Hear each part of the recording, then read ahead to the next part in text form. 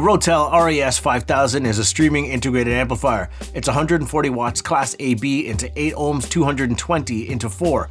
It's fitted with the ESS Premium 32-bit DAC, and unlike a lot of amplifiers and products in this category, it's got a fairly Spartan I/O section. It's got a single RCA input, an RCA Preout, and a subwoofer out. And on the digital side, you get one coaxial input, one optical, a PC USB, and an HDMI eArc. It's also got Wi-Fi and wireless aptX HD and Bluetooth, Apple AirPlay, Chromecast, Spotify Connect, Tidal, Qobuz, Chromecast, MQA, and it's Roon ready. It measures 17 inches wide, it's 5 7/8 inches high, and it's 16 inches deep. It weighs 34.6 pounds, and it retails for $3,000. Oh, and again, if you wouldn't mind liking the video, subscribing to the channel, it'll help me out a ton, help me get more products in for review and stuff, and it'll boost my self-esteem a little bit. Also, my voice has been really hoarse over the last few months. I don't know what's going on with winter or whatever the kids are bringing home from school, so coffee. It helps. This is very much a classic Rotel product. It has the very distinct and traditional look as the rest of their amplifier lineup. But this time, it has a giant screen on the front. It's a big black front panel. The panel is similar to others from Rotel where the screen isn't edge to edge. In any case, it's large enough to be readable from my position on the couch about 9 to 10 feet away. I like being able to see the title of the track and clear album art. But other than streaming music off, say, Spotify, for me, the screen is kind of a letdown in that it looks like it's very much designed by engineers, or they just didn't consult a designer of any sort to navigate the UI or design out the UI, because it's very simplistic and dated and kind of ugly. And to the designer in me, that's kind of a bummer because it's such a big prominent thing on the front of this component, and I would rather it at least be built out in some way that it's aesthetically pleasing. But again, if you don't care about those sort of aesthetics and you just like having a giant screen to display your album art, it's got one. There's something reassuring about the chunkiness of this product. Because it's from Rotel means that there's a hefty power section stuffed in there. Rotel doesn't tend to go halfway with the power sections. They just stuff all the power that they can, and this one is no different. 140 watts is adequate power for a wide assortment of speakers. And it's got tone controls, which instantly gives it a leg up in my opinion. It's available in silver and black, and I think this is my third or fourth go around with a silver Rotel component. The S14 streaming integrated that I had in previously was black, and I felt like the black hid or just helped mask sort of the industrial design of the component, and I feel like black would do the same on this one, so I kind of wish that I got this in black just to see if it did change things for me. It's very much a classic looking Rotel product, and I guess if I consider the demo that might be plopping down $3K on a streaming integrated amplifier, maybe they'd just be into the industrial design, but honestly, I wish they would do a wholesale refresh of their classic Rotel components to be a bit more aligned with the Michi components, because those look awesome. Now, it wouldn't be a Rotel product review without a couple notable omissions, and the first one's a bit baffling. There's no phono stage. I don't get it. It's a streaming integrated amplifier. It's got HDMI eArc finally. That's awesome. So most people, this is an all-in-one solution if you just want a 2-channel system. You put it in your living room. It's a perfect little lifestyle setup. And then you want to go connect your turntable, but you have to buy an external preamp. It's another box. It's another mess of wires. Just include it in the product. What are you doing? That doesn't make any sense.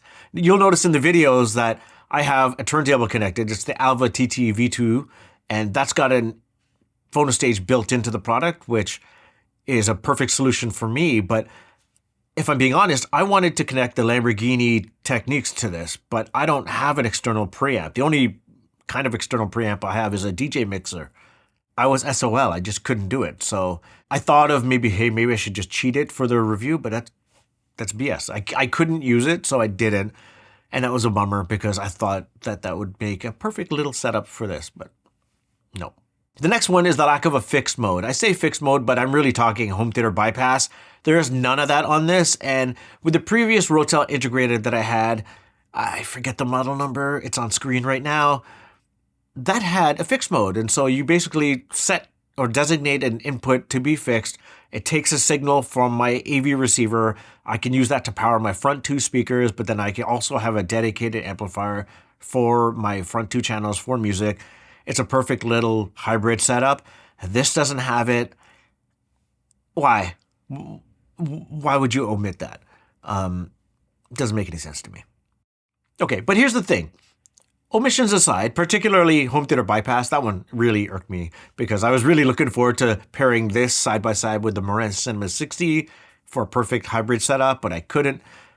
But those aside, this ticks all the boxes in what I actually need for a streaming integrated amplifier. It's kind of perfect. It's a streamlined product for sure, but in my own use case, I watch podcasts, TV, and movies via the Apple TV 4K, music on Spotify or off my phone or laptop via AirPlay. I almost never use Bluetooth unless I'm connecting the Alva TT to like the Evo 150 to listen to some records in my living room or just to test out that it actually works and connects on every amplifier. And most of the time it does. Ditto for like the PC USB on the back of an integrated. I'm not the demo that connects a computer to their integrated. Like I don't really care for it. I test it just to see if it works, but other than that, I don't use it. All of that to say, like, this does everything that I require an amplifier to do. I don't need a overkill of inputs and I/O on the back of an integrated because I simply just don't use all of them. So, sample size of one opinion, this does everything. I think that's about it. Oh, wait, no, sorry. I forgot. There's the remote. Okay. I've poo-pooed all over Rotel's remotes in the past. This one, at least, it's small, it's metal, it's black, and it only features the functions that you need. But to get it open, you need an Allen key. Dude, what? And then when you get it open, it's like a watch battery inside, and it's a little weird to get in and out. And then you got to use the Allen key to close it back up. It's like, you couldn't just go the AAA battery route like every other manufacturer? Like, what are we doing? Now, fortunately, there's no app to set up this product, and I'm a Mac user, so I simply select the 5000 from the Wi-Fi list on my phone. I connect to it, it instantly just connects to my Wi-Fi, I'm off to the races. The Rotel app that you can download merely just lets you access internet radio stations like BBC One Extra, Cool FM, Rinse FM, those are the ones that I use, and that's about it. And then if I want to stream music, I just do it off Spotify, or Apple Music if I want to try it, but I kind of gave up. I don't like the interface. The Rotel came shipped with a Monitor Audio Gold 100, a 3-way stand mount speaker. I mean, it's also a bookshelf speaker if you can fit it onto a bookshelf, or you trust your bookshelf can actually hold it. I also tried it with the Sonus Fabra Sonato 2s, the eArc Unify reference for a tiny bit, and the Martin Logan XTF 100. I set up the speakers on stands when needed, bookending the Rotel on either side of my media unit. I also have the Cambridge Audio CXC CD player to maybe play the one CD that I bought in the last decade, and then I also connected the aforementioned Alva TT V2 turntable. This sounds exactly like my memory of the 1592 Mark II that I heard. It's a classic, big, robust sounding Rotel product. If you like the sound of Rotel products, you're gonna like the sound of this one. I'm a bit addicted to 36. I think it's 36 records. The ones I'm listening to now are called Orphan from the Sky, and the other one is Symmetry Systems.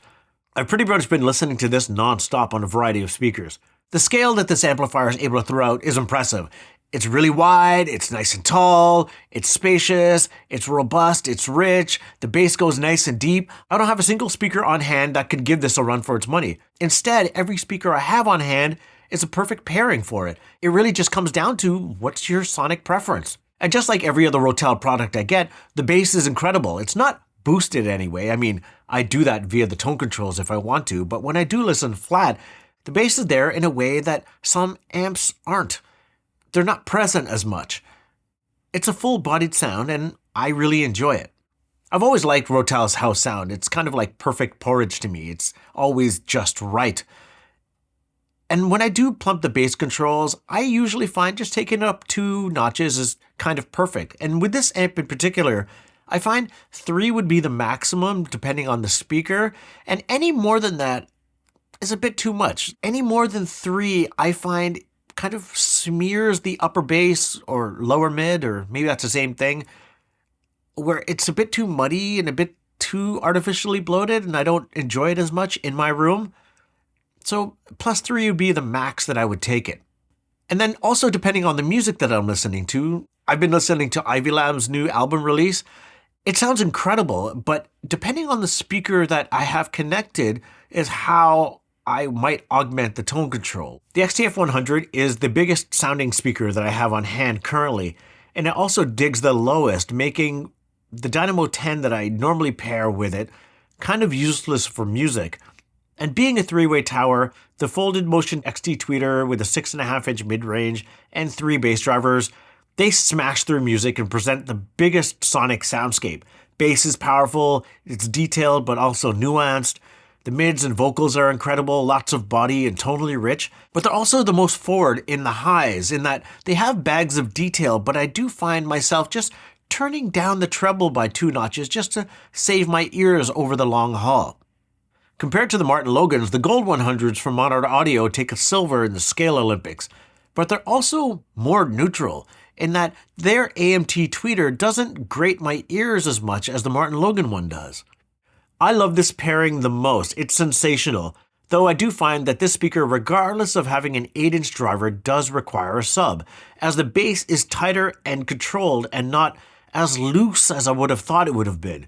You can cheat the bass with tone controls, but again, I feel like the upper bass and lower mid-range does suffer if you do this.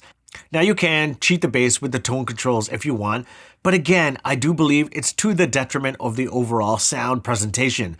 Instead, just implement a sub like I did with the Dynamo 10 and just rein it in. I find about 18% on the dial on the Dynamo 10 is perfect in my room. It just adds that extra bit of spaciousness and robustness and that deeper low end that I do enjoy for music. The Sonus Faber Sonata 2s do take a bronze in the Scale Olympics, but that's only because I haven't really broken in the eArc Unify reference yet. They carry that lush, romantic Sonus Faber sound, vocals sound rich, and mids have a ton of body. I don't know if it's just me, but I found myself just playing my late night jazz playlist on the speaker. It might be by right of the way the speaker looks and what I'm doing at the time, but I just find myself playing more of it when this speaker is connected than other speakers. The highs are clear and detailed, though not as clean and not as detailed as Monarch Audio, nor like the Martin Logans. The bass is good, but it does require sub to get the most out of your music, especially coming off of those larger 3-way speakers. Now, compared to my love, my product of the year, the Evo 150 from Cambridge Audio, the Rotel does sound better. It's not warm. It's got more oomph. It's Class AB. It just sounds a little bit better, but not night and day better to my ears. But the Cambridge wins just for functionality. It's smaller. It's got more I/O. It's got the things that matter to me. Home theater bypass. It has tone controls. I like the screen more. I like the design more. It fits better on my shelf more, or my media unit anyway. But the Rotel, if you're asking, does sound better. Compared to the EXA 100, I just got that in, though I haven't taken it through its paces yet. It's got HDMI eArc, but it doesn't have tone controls. It doesn't have a screen. It's 40 watts less powerful. Maybe that's your answer right there. This is a simple streaming integrated amplifier, and omissions aside, this has everything that I need to get going and be happy with on a day-to-day basis. And crucially, my kids love it. It was easy enough to use. They could turn it on and off with the Apple TV remote, and they're done. And then crucially for me, it was nice to know that I can connect any speaker to this amplifier and be happy with the way it sounds. If you're interested, give this one a listen.